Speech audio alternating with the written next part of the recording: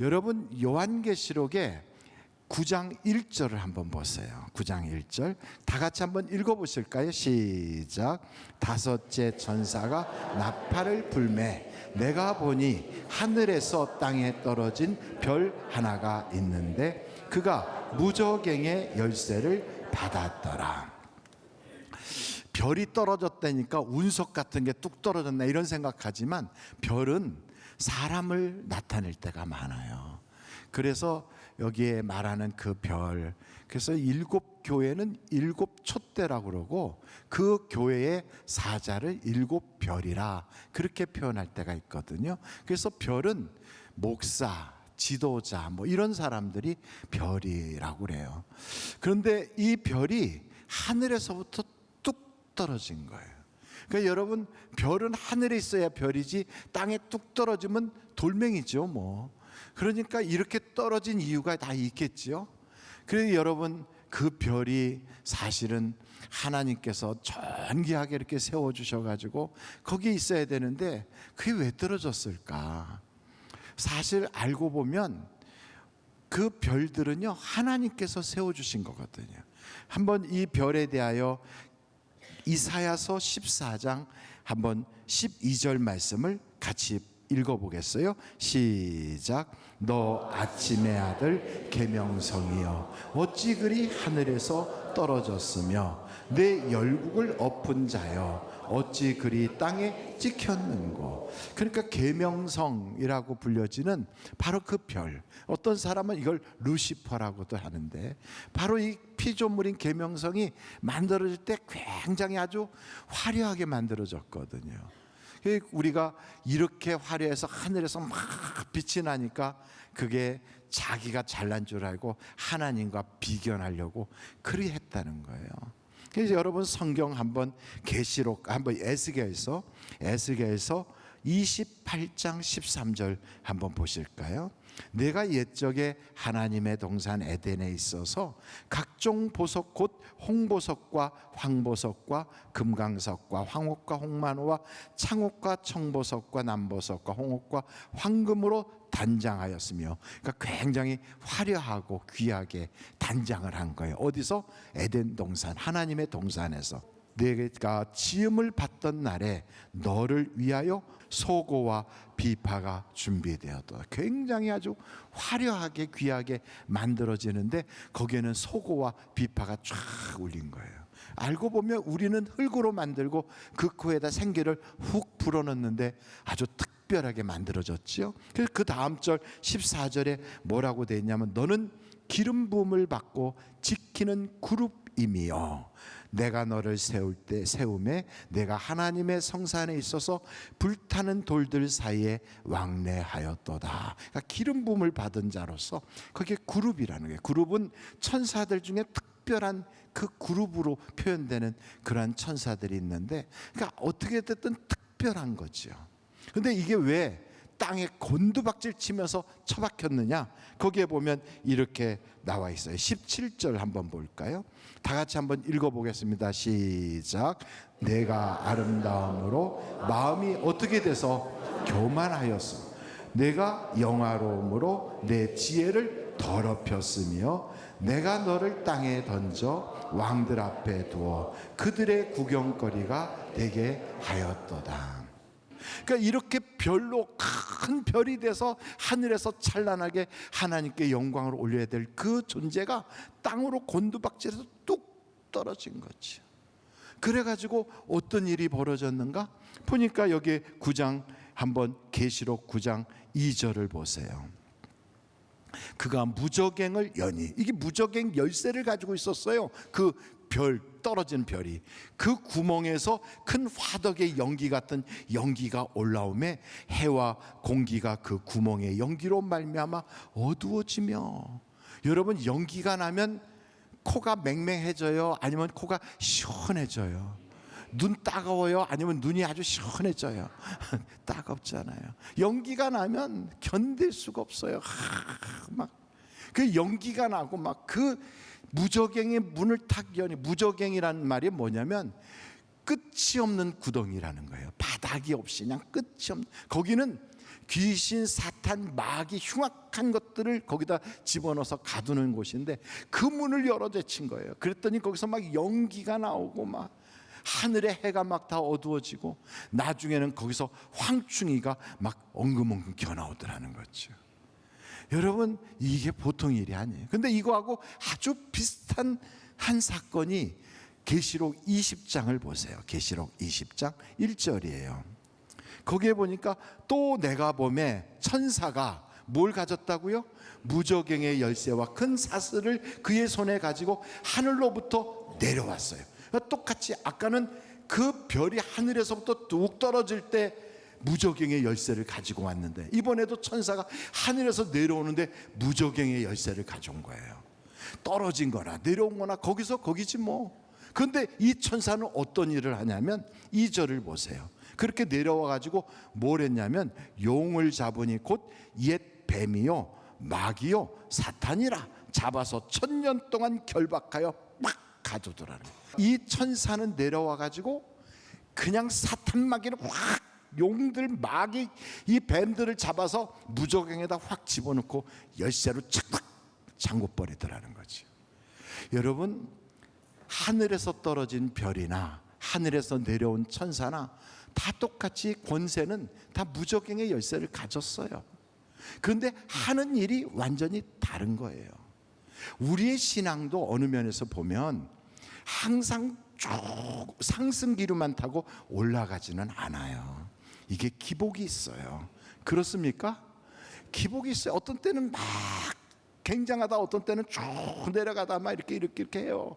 그러니까 여러분, 어떤 때는 우리의 신앙이 이렇게 곤두박질 치듯이 땅으로 툭 떨어지는 것 같을 때도 있거든요. 근데 그렇게 떨어진다 할지라도 우리가 꼭 기억해야 될 건 하나님의 은혜를 잊어버리면 안 돼. 나는 하나님의 은혜 없이는 안 된다. 하나님이 붙잡아 주셔야 된다. 왜요? 우리는 온전하지 못하니까. 우리는 약하니까.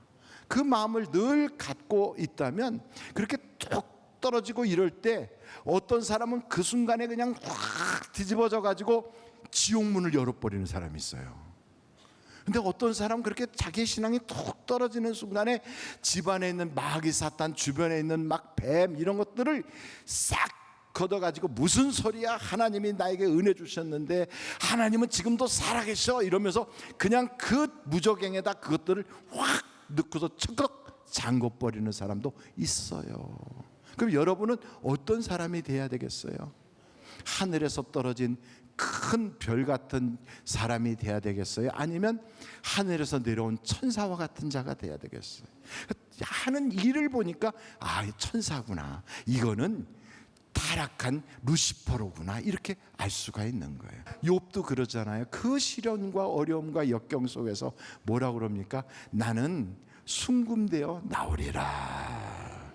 여러분, 우리의 신앙에는 기복도 있고 어려움도 있지만 그때 바로 이 고백을 하니까 그런 악한 사단 마귀가 막 덤벼드는 걸 몽땅 잡아가지고 무저갱에다 쑥 집어넣어버리는 그 욥의 모습을 보세요. 그러니까 그냥 갑절의 복을 받는 거지요. 그런데 여러분, 가룟 유다를 보세요. 3년 반 동안 주님 따라다니면서 은혜 다 받고 말씀 잘 듣고 기적 일어나는 거 다 봤으면서도 나중에 어떻게 됩니까? 나중에는요, 마귀가 하는 소리를 듣고 쫓아가. 아니, 얼마나 주님이 그를 귀하게 여겼으면 그에게 그렇게 재정도 맡기고 또 그를 다른 사람들보다 특별하게 했겠어요. 여기 오늘 성경을 보니까 바로 그냥 온갖 보석으로 쫙 꾸며서 그를 특별한 존재로 만들었는데 거기서 자기 잘난 줄 알고 교만 떨다가 그냥 푹 떨어지잖아요. 이것처럼 우리의 삶이 세상 소리 듣다 보면 이렇게 되는 거예요. 하나님의 음성에 귀를 기울여야 돼요. 그런데 가룟 유다는 누구의 소리를 들었냐면 마귀의 소리를 듣는 거예요. 마귀도요, 참 아주 그럴듯하게 찾아와요. 그게 맞는 것 같아. 그게 옳은 것 같아요. 그러니까 거기에 휘둘리지요. 그러나 금방 보면 알아요. 이게 하나님이 기뻐하는 건지 아닌지를 보면 딱 알아요. 마귀 사탄은요, 어떻게 하냐면 사람의 일만 생각해요. 어떻게 사람이 그럴 수가 있어? 이렇게 얘기해요. 아이고, 사람들이 보면 우리를 뭐라고 하겠어? 내 입장이 어떻게 되나? 이게 다 사람의 일을 생각하는 거예요. 그런데 사람의 일만 생각하면 우리 주님이 그래, 사탄아 내 뒤로 물러나라. 가룟 유다만 사탄이 아니고요, 보니까 베드로한테도 그렇게 책망하시잖아요. 뭔가 잘났다고 칭찬받아 우쭐하다가 그리 되는 거예요. 그런데 하나님의 일을 생각하면, 그러면 그 마귀의 권세를 이길 수가 있어요. 그래서 여러분, 우리는 교회 생활할 때 이게 과연 교회의 덕이 되는가? 이것이 과연 내가 목사로서, 장로로서, 성도로서 품위를 지키는 일인가?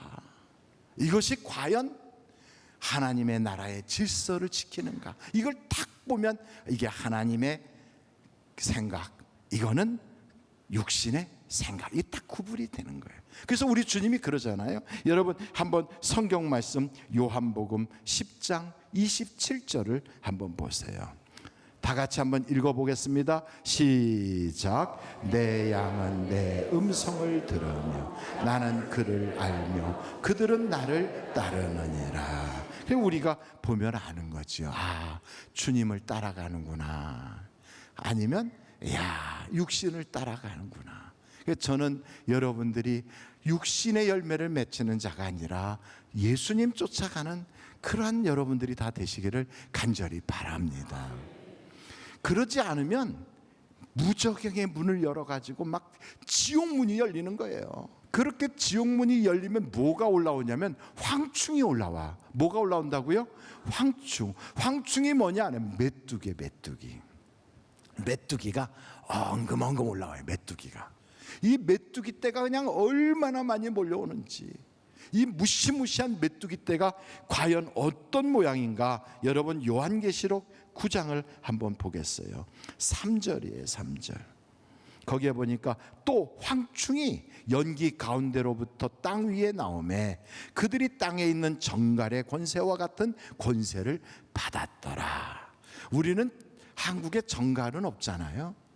정갈에 그게 팍 쏘면 정말 죽을 것 같이 고통스럽고, 또 잘못하면 쇼크사도 할 수 있어요. 이 정갈이 습습한데, 이게 습기찬데, 껌껌한데 이런 데 들어가 있길 원하거든요. 그래서 신발 속에 그 중동 같은 데면 거기에 정갈이 이렇게 있고. 그런데 여러분, 그거하고 비슷한 게 우리나라는 뭐가 있냐면 말벌이 있어요. 말벌. 벌초한다고 갔다가 말벌한테 쏘이면 어때요? 그냥 좀 따끔하고 말죠? 아니에요. 잘못하면 돌아가실 수도 있어요. 응급실 실려가고 막 어마어마하다고요. 그것처럼 이 정갈이 팍 쏘는 게 그런 고통이 있는 거죠. 여러분, 이 황충이 올라오면 사람들의 마음에 이런 고통을 주는, 그래서 죽고 싶어, 막 살 마음이 없어, 세상 사는 게 막 현기증이 나. 그래서 가정에서도 부부간에 살면서 그냥 죽지 못해 살고, 이게 사는 게 아니야, 지옥이 따로 없어, 이렇게 말하는 그런 모양이 왜 되느냐? 이게 다 그 정갈의 권세를 가진 황충이가 올라와서 그래요. 이 황충이가 과연 어떤 모습인가? 여러분, 7절 보겠어요. 요한계시록 9장 7절에 보면 황충의 모양은 전쟁을 위하여 준비한 말들 같고, 그러니까 얼마나 강력합니까? 전쟁을 위해서 준비했어요.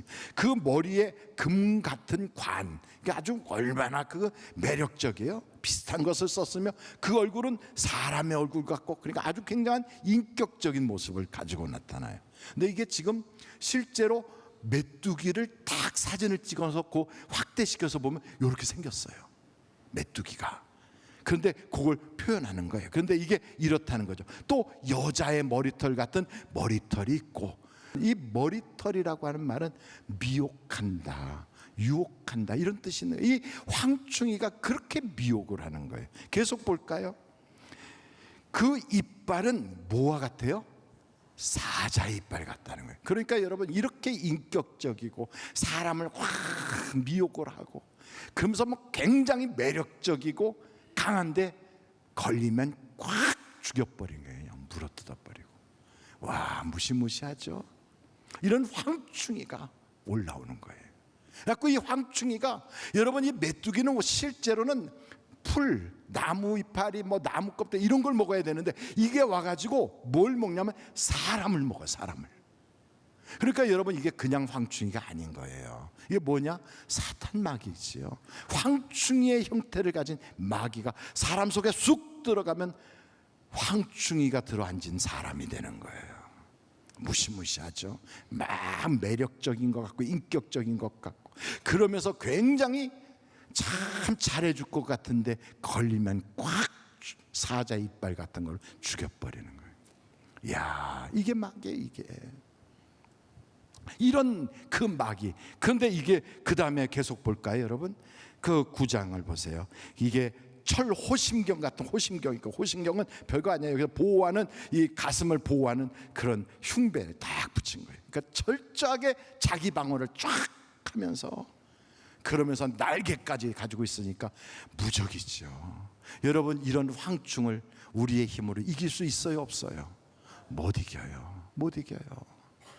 그러니까 여러분, 황충이를 이기는, 이런 황충이와 같은 그런 마귀를 이기는 방법은 오직 하나요. 그래서 요엘서에 뭐라고 하냐면, 이 황충이들이 그 예루살렘을 확 덮고 있을 때 요엘 선지자가 뭐라고 하냐면, 너희는 하나님께 금식하라, 그리고 부르짖어 기도하라, 옷을 찢지 말고 마음을 찢어라. 기도 외에는 나가지 않아요. 기도해야 돼요. 저는 우리 하늘비전교회 성도들이 기도의 강자가 되시기를 간절히 바랍니다. 기도해야 돼요. 기도해야 돼요. 그런데 여러분, 그렇게 기도하면 하나님께서 성령을 주셔서 그 황충이를 이길 수 있게 하는 거예요. 이 황충이가요, 사람을 잡아서 막 쾅쾅해갖고 괴롭힘을 주고 막 전갈로 쏘는 것처럼 그런 고통을 주는데, 절대로 못 건드리는 사람이 있어요. 누구를 못 건드리냐? 그 이마에 하나님의 인이 있는 사람 못 건드려요. 근데 하나님의 인이 있는지 없는지 우리는 안 보이니까 모르잖아요. 그런데 여러분, 그 하나님의 인이 있는 사람에게는 그 속에 뭐가 있냐면 성령으로 증거를 주시는 거예요. 고린도후서 1장을 한번 찾아보시겠어요? 21절로 22절이에요. 우리를 너희와 함께 그리스도 안에서 굳건하게 하시고 우리에게 기름을 부으신 이는 하나님이시니, 그가 또한 우리에게 인치시고 보증으로 우리 마음에 뭘 주셨다고요? 성령을 주셨느니라. 그래요. 그래서 여러분, 성령 받으라, 성령 받으라 하는 이유가 황충이를 이길 수 있는 방법이 그것밖에 없어요. 그러므로 여러분, 우리는 성령을 받아야 돼요. 성령을 받으면 세 가지가 달라져요. 첫째, 예배에 대한 자세가 달라져요. 예배를 사모합니다. 예배를 막 기다립니다. 예배드리러 가는 걸 막 너무너무 기대하고 좋아합니다. 그거 보면 벌써, 아, 이분은 성령 받았구나, 그걸 알 수 있어요. 두 번째, 사람에 대한 태도가 달라요.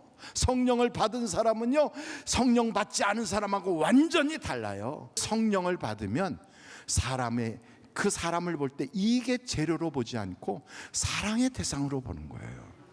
그 여러분, 성령을 받았는지 안 받았는지 딱 본인이 알아요. 내가 성령을 받았다면, 옛날에는 사람을 만날 때 돈으로 보이고 이게 재료로 보이고 나에게 뭐가 저 사람을 통하여 유익이 오나 이런 걸 봤다면, 이제 성령 받으면 사랑의 대상으로 보이거든.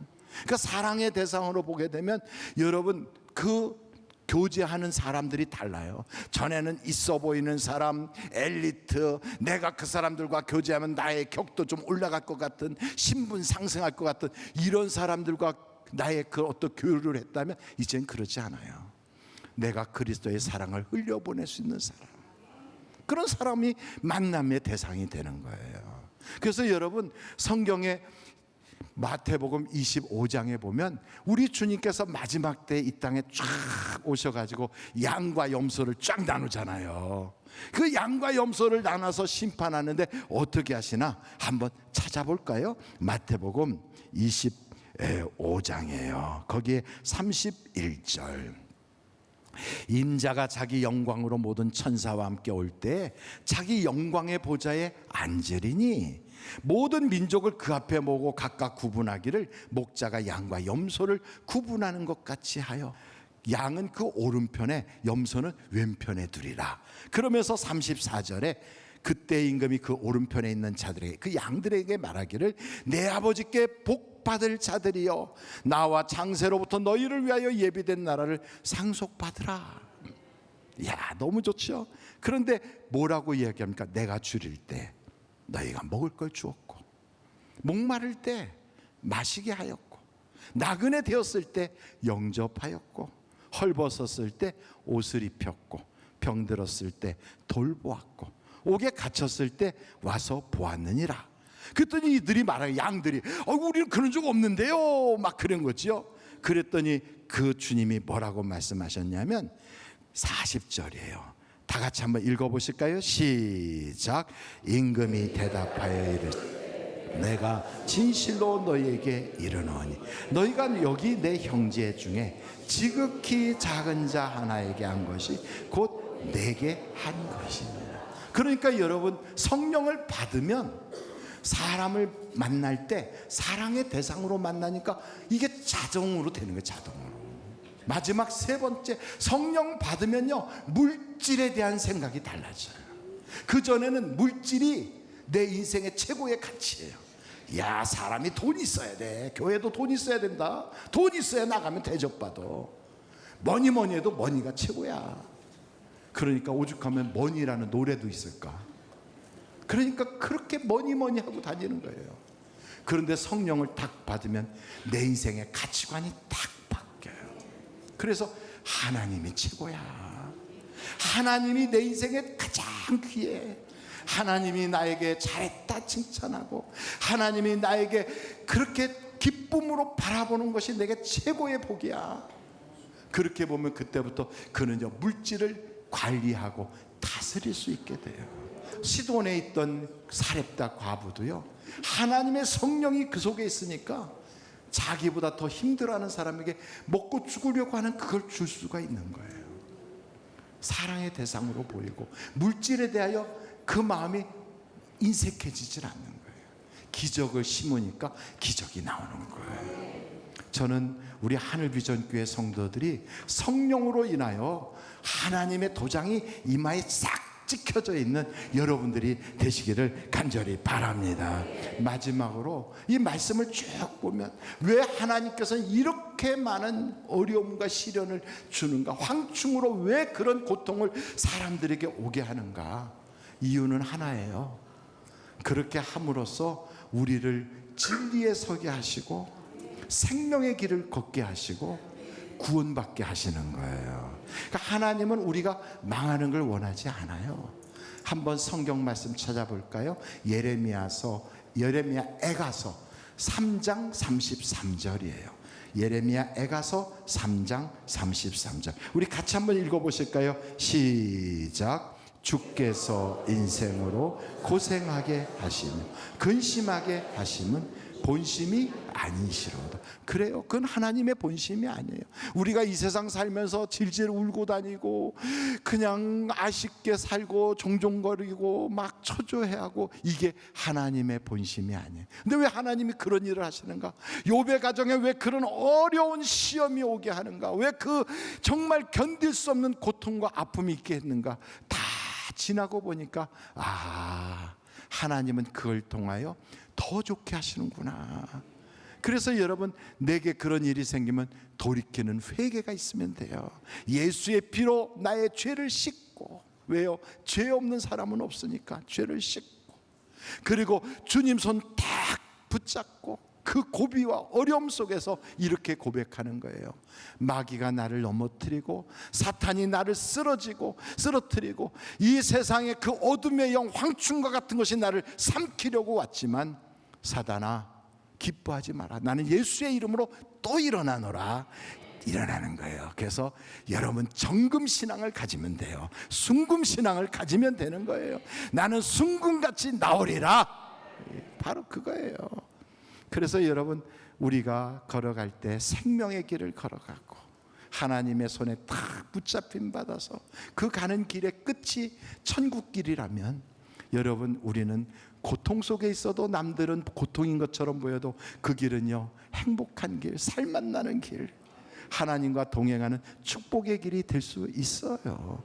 다 가지고 있으면서도 하고 그냥 죽을 것 같이 사는 사람이 있는가 하면, 없는 것 같은데도 하나님이 무명한 자도 유명한 자보다 더 아름답게, 없는 것 같은데도 모든 걸 가진 자의 여유를 갖도록 하시는 그 축복의 하나님을 여러분이 다 경험하셔서 세상 살맛난 인생을 살아가시기를 주님의 이름으로 축원합니다.